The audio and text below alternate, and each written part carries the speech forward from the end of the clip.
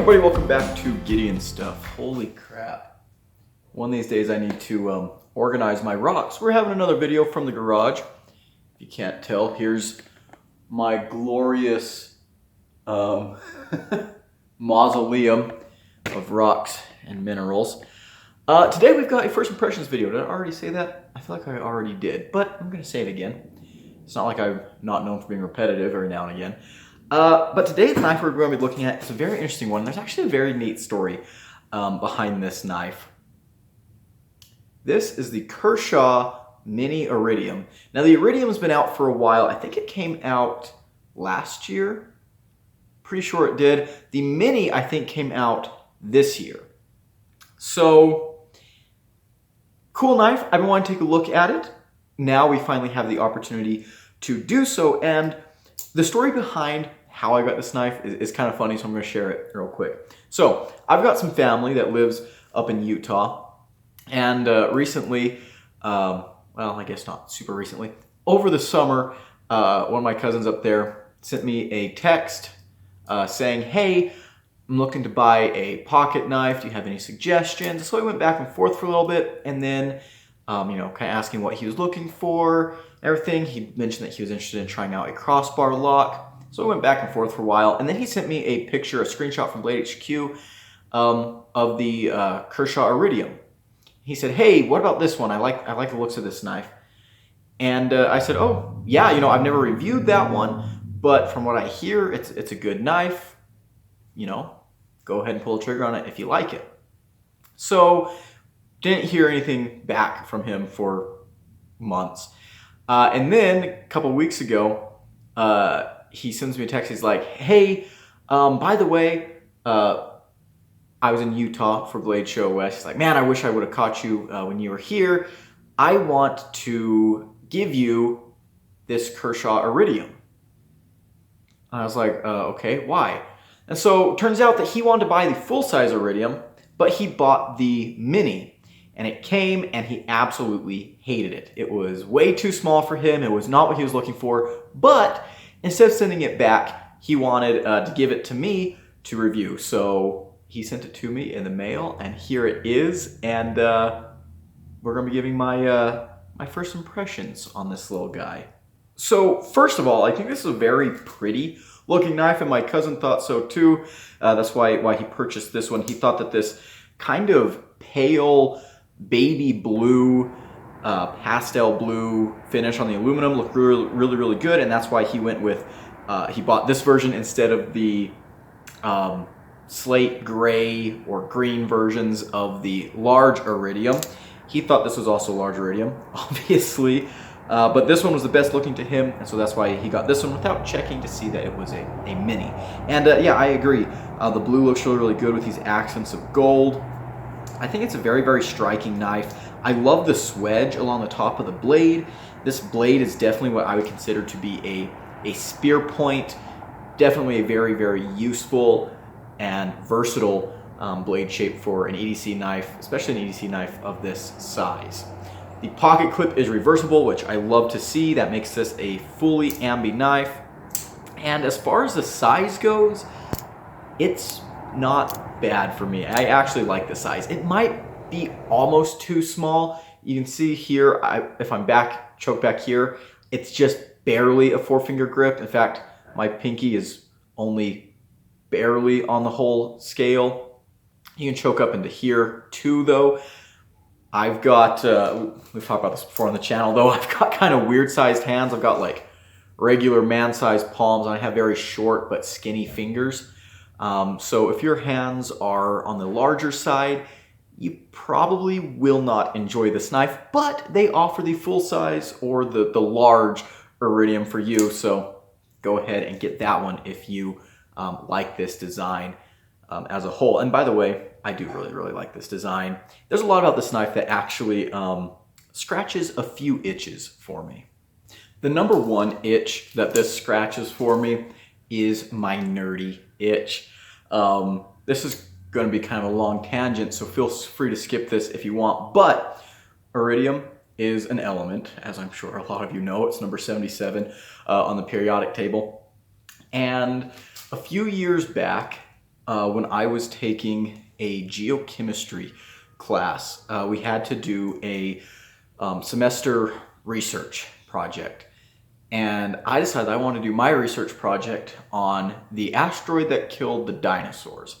And you might be thinking, okay, what on earth does that have to do with geochemistry?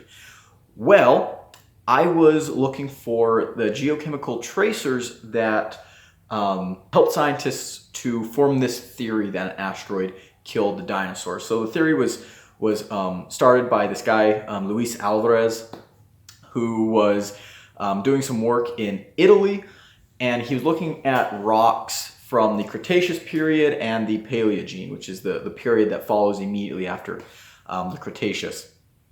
And he noticed that there was this little thin layer of clay between these two rocks. And at the time they called this the KT boundary, that stands for Cretaceous Tertiary boundary.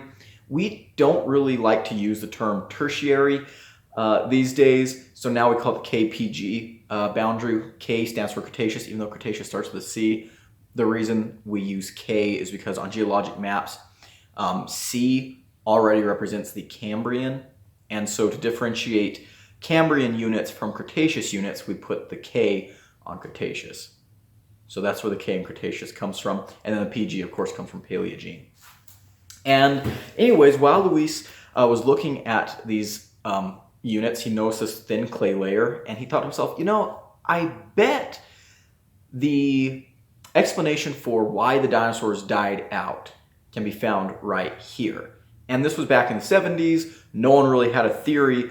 Well, there were a lot of theories on why the dinosaurs died out, but none of them were really great, and none of them had much supporting evidence. And some of the proposed theories were that their eggs were being eaten by mammals. Some of the theories proposed were disease, etc., etc.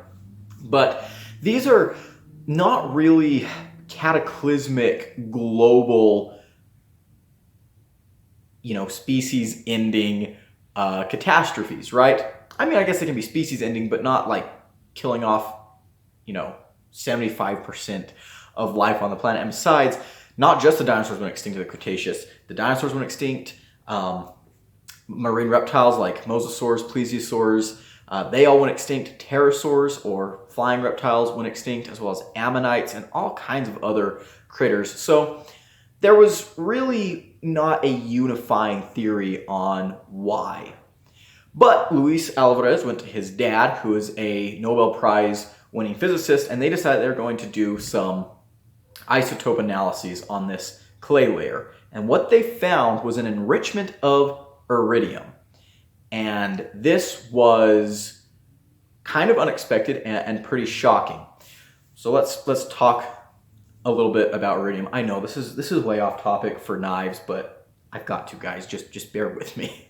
Iridium is very, very rare on Earth's surface. In fact, most continental crust only contains about 0.04 parts per billion iridium. Super, super rare on Earth. But it's abundant in space. And the reason for that is kind of complicated, but I'm going to try to simplify it for you guys here really quick. To start off with, we need to think about the periodic table. Now, geoscientists like to split the periodic table into groups a little bit different than other chemists might. Geochemists like the Goldsmith's classification of the periodic table. And this breaks periodic table into 4 main groups: atmophiles, lithophiles, chalcophiles, and siderophiles. And these groups refer to how these elements like to arrange themselves during a planet's differentiation. We should probably explain what planetary differentiation is. Oh well, my light came back on. This light is really, really stupid. It just goes on and off sometimes. You get up there and fix it. Anyways, Earth formed about 4.6 billion years ago. And when a planet forms, it starts off as a super hot ball of ingredients, elements, right? But it starts to cool very, very slowly. But as it starts to cool, these elements begin to separate and arrange themselves based on composition and density. So certain elements prefer bonding with other elements and some elements will not bond with other elements. Is kind of the clumsy but simple way to put this. So siderophile elements are elements that are strongly attached to other metals, and they're very, very dense. So these elements form planetary cores. Think things like your iron, nickel, gold, iridium, things like that. Lithophiles are elements that like to bond with silica or oxygen, and so these will make up like the crust and upper part of the mantle, and actually most of the mantle in general. Chalcophiles are elements that like to bond with sulfides, with sulfurs, and so they kind of remain at the surface of the Earth. And then atmophiles are basically gases, things that escape. They don't really like to bond with a whole lot, and they form atmospheres. So as I already mentioned, iridium is a siderophile element, but we can actually break it down into even smaller groups. So iridium is part of the highly siderophile elements groups, which includes gold, rhenium, and the platinum group. And iridium is part of the platinum group. So platinum group includes iridium, obviously, platinum, obviously, osmium, palladium,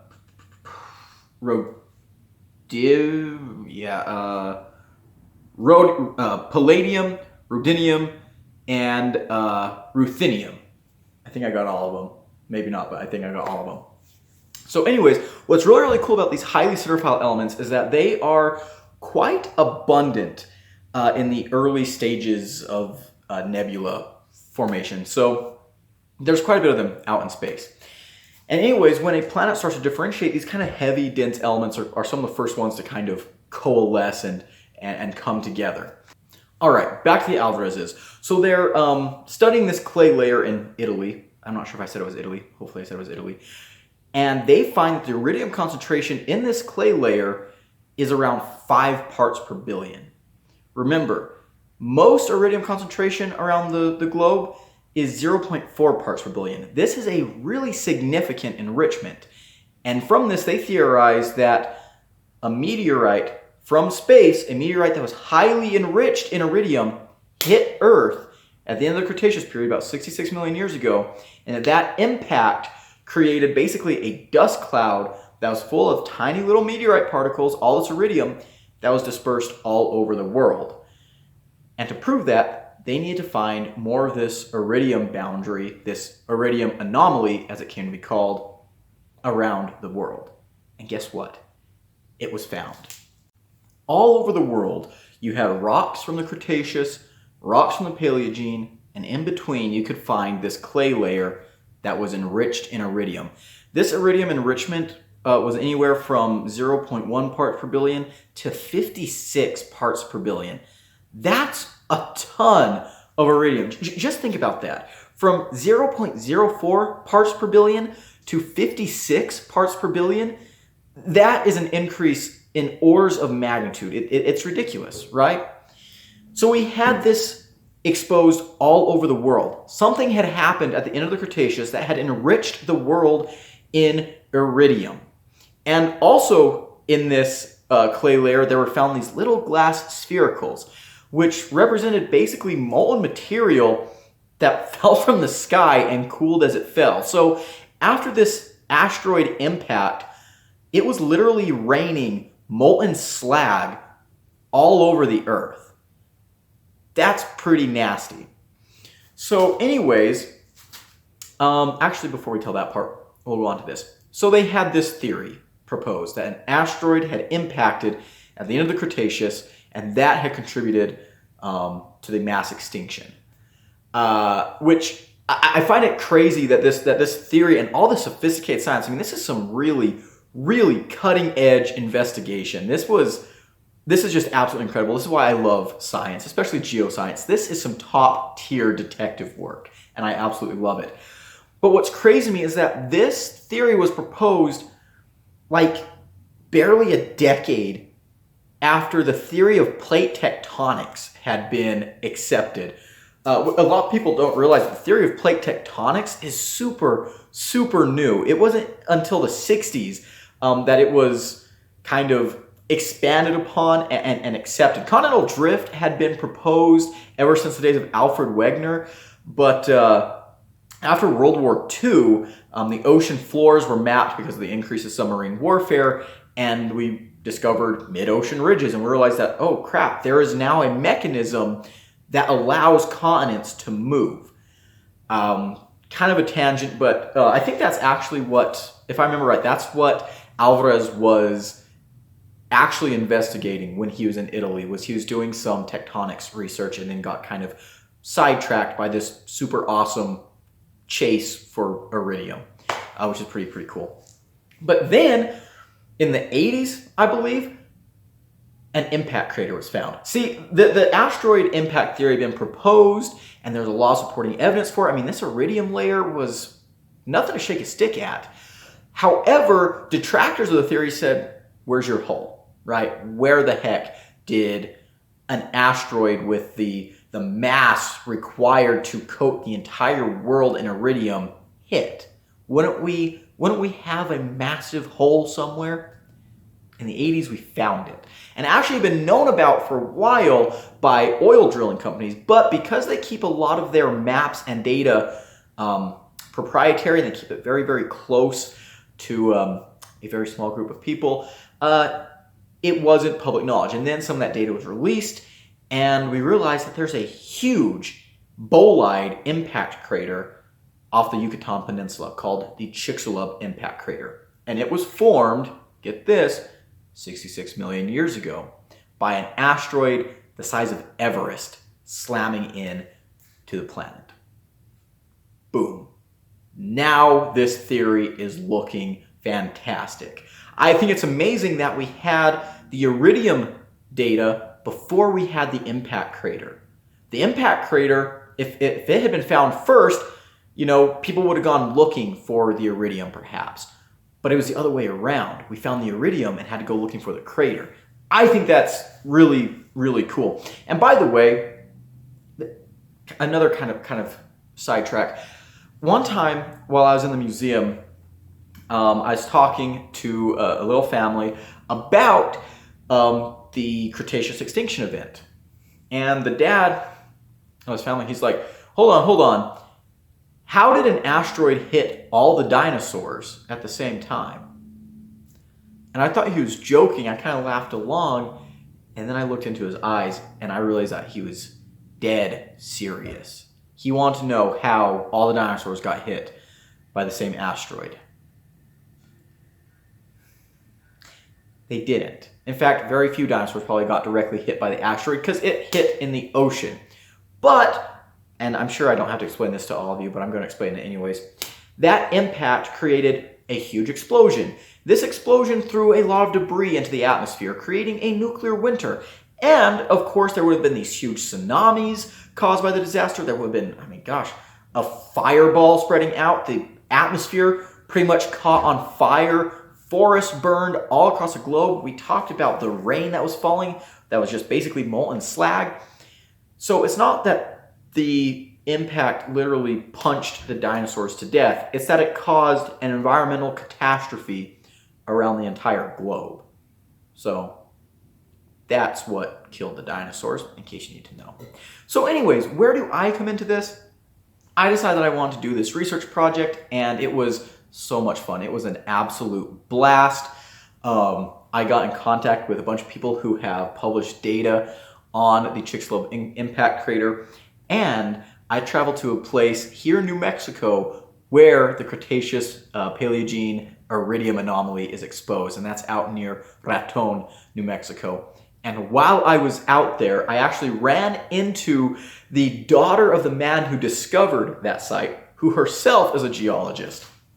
Got into a great conversation with her, got in contact with her. She gave me a lot of her dad's papers, a lot of his research. She talked to me through a bunch of stuff. It was an absolutely fantastic experience. I had so much fun writing up this paper, and then I gave a presentation on it. It was fantastic stuff. So obviously, I have a soft spot in my heart for iridium as an element.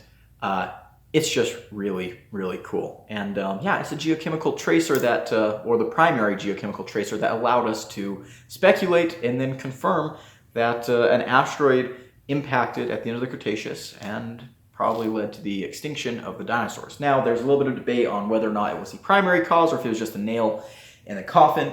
The Deccan traps in India were erupting at this time. This is a huge series of supervolcanoes. They were pumping a lot of carbon dioxide and things into the atmosphere that would have been kind of doing the same thing, creating a little bit of a nuclear winter environment. But I think the asteroid was a little more than a nail in the coffin. It was probably, you know, I feel like some dinosaurs probably would have survived the Deccan traps thing, but the asteroid kind of screwed everything up for everybody. There were very few animal groups that survived, and most of the ones that survived were small groups. I guess dinosaurs technically did survive in the form of birds. In case you didn't know, birds are dinosaurs. And, but yeah, a lot of other animals that survived, turtles did pretty well, probably because they could burrow and hide. Mammals obviously survived, small burrowing mammals. Alligators survived, and actually in the Cenozoic, alligator-like relatives kind of tried to take over again in the form of Cebacosaurids. But anyways, we're not gonna go into any of that. Okay, I spent way too much time on that. I'm sorry, but I got excited. The other things that this knife scratches itches for with me, it's a crossbar lock. I've been really into crossbar locks lately, and honestly, I do like the size of this knife. This is kind of becoming the size that I carry the most. Guys, I'm not out in the woods cowboying anymore. My cowboying days are behind me. Most of the time, I'm working the lab, I'm working at the museum, so I've been carrying kind of smaller knives, and crossbar locks I've been really gravitating towards recently. In fact, I've been carrying my CGRB Shale a lot recently. We might take another sidetrack to talk about crossbar locks here in a little bit, but I'll try and keep us on topic. This crossbar lock feels good. Tension's a little bit lighter than on the Shale. I would not say this is like the best crossbar lock action I've handled all year. I've handled some great ones, the Shale, the Vosti Grind, the QSP Vault, which is just phenomenal. But yeah, this one's definitely good. For a while there, I did not like crossbar locks, or at least they weren't my favorite thing ever. They've been growing on me though, so here we go. I like the thumb studs. They're nice and big. No finger choil. You guys will be seeing a video in the coming weeks about me basically just going on a rant about full-size forward finger choils. I've realized I don't like them. That's probably going to be a kind of a spicy video when it comes out, but I really, really love that this knife does not have a full-size finger choil. They could have done the plunge grind better, but I like that we're maximizing our sharpened edge for our blade length. Back here, I feel close enough to that edge, and if I need to get closer, we've got this little flat surface here. I can choke up there and do like that. Fantastic. We're really, really getting the most out of this blade here. D2 steel, aluminum. I like that combo of materials. Let's see how the pocket clip works. It's kind of Kershaw's standard clip. Like there's inset screws and that the clip is inset. It's not completely deep carry, but that's not really an issue for me. Goes in the pocket really, really nicely. Oh, thank you, light. And yeah, carries really good. Yeah, actually that clip works really well. These pants are sometimes a little bit sensitive to clips. So like if a clip is too tight, or if there's not enough, or if it's like too rough under the clip, these pants will just bunch up and not really go, but this did great, so I like that. Thumb studs, nice and big. Really, really like that. Again, the colors are pretty sweet. Yeah, I like this knife. Kershaw calls their version of the crossbar lock the Duralock. Guys, come on, can we stop with all the stupid names for crossbar lock? Just call them a crossbar lock. Just call it a crossbar lock, okay? We don't need any more names. Benchmade had the Axis lock because it was their proprietary lock for a while. You know, they put a name on it to copyright it. Awesome. That's beautiful. That's wonderful.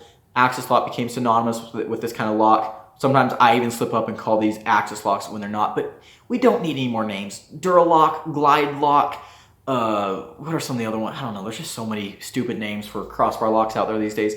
companies, just call it a crossbar lock, please. Please, you don't have to give it a stupid ass name. We know what it is. You're not doing anything different under the hood, unless your Kaiser's clutch lock, and then I guess maybe you've got an excuse to call it something else. But guys, come on, seriously, it's just a crossbar lock. But yeah, that's pretty cool. Again, on crossbar locks, I've really been enjoying them lately, and honestly, some of my favorite knives of the year have been crossbar locks.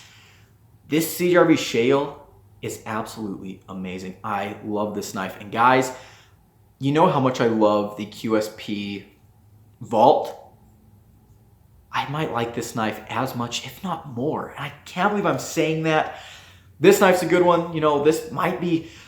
I'm thinking about my list of knives I'm going to do, you know, for the knife awards at the end of the year. I want this knife to be on there, but I'm not sure where to put it because... I don't know. I think I'm going to be giving best budget knife of the year to the CJRB Pyrite Light just because it's so affordable. But this knife is so dang good. It needs an award. Oh, I love the Shale. I love the Shale so freaking much. I don't know. You guys let me know what you think. Review for this I have not filmed yet. I'm going to try and get to it around Thanksgiving or so. Review for the QSP Vault is done. I need to edit it together, and then it'll be coming out sometime in November. But yeah, this knife here, big fan of it so far. I think I'm really going to enjoy it. The ergos are not bad. Again, they're not like the best thing ever. If you have bigger hands, you're probably going to not appreciate this knife a whole lot. But I'll be honest, I'm surprised I don't feel the clip more. I can feel it, but it's not like a hot spot. It's not super uncomfortable. Yeah, I feel like this is a knife that I'm really going to enjoy carrying. And I love seeing Kershaw doing something like this. This kind of knife is becoming, in fact, it's been kind of ubiquitous in the knife world for the past couple of years. I mean, these are kind of the same knife on paper, right? They're bug out alternatives, okay? There's no other way to put it. They're bug out alternatives. The knife world is full of bug out alternatives. But I feel like this one is different and unique enough to kind of earn a place in the record books, right? This could become a modern day classic for Kershaw. I could see that happening very easily. This is a fantastic knife. I'm saying that right now. This is a first impressions video. Keep that in mind. I have not used this knife or anything, but I will use it. I will start carrying it. Don't know when the review is going to come out. Probably not until January or February of 2025, but you know, I'll be carrying it and using it. And I am actually really looking forward to reviewing this knife. I mean, this thing looks like it has fantastic geometry. Look at how nice and thin it gets there towards that tip. I like a lot about this blade. Very good flat grind. I like the swedge. I like the overall profile, the spear point shape. I'm really looking forward to putting this through its paces, getting some use put into it, just, you know, getting to know the knife for the review. I think I'm going to really enjoy carrying this thing. I expect it to be a pretty decent performer. And hopefully one of these days we'll get the Kershaw Bel Air on the channel.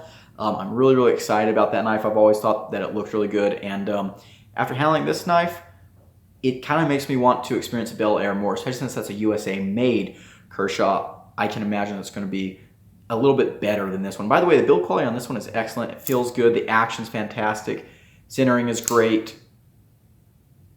Very little bit of blade play, but that's not uncommon with crossbar locks. I can probably adjust that out.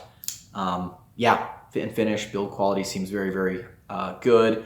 I can only imagine it'll be better with a Bel Air, so maybe that'll be one of the big knives that we get for the channel in 2025. But there we go. This has been a very long first impressions video. Thank you guys who stuck it out to the end. Appreciate you. Big shout out to my channel members right here. They do a lot for the channel. If you want to become a channel member and get early access to videos and other exclusive perks, join below. For everyone else, thank you so much for watching. If you enjoyed this video, leave it a like, comment below, and subscribe. It really does help the channel. And I've been Gideon. I'll see you in the next one. Adios.